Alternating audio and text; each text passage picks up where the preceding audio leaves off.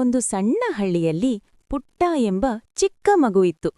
ಅಮ್ಮ ಮತ್ತು ಪುಟ್ಟ ಇಬ್ಬರು ಮನೆ ಅಂಗಳದಲ್ಲಿ ಕುಳಿತಿದ್ರು, ಚಂದ್ರನನ್ನು ನೋಡುತ್ತಾ.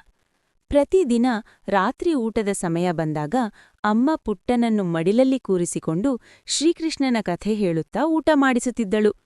ಅಮ್ಮ ಹೇಳುತ್ತಿದ್ದಳು, ಒಮ್ಮೆ ಚಿಕ್ಕ ಕೃಷ್ಣನಿದ್ದ.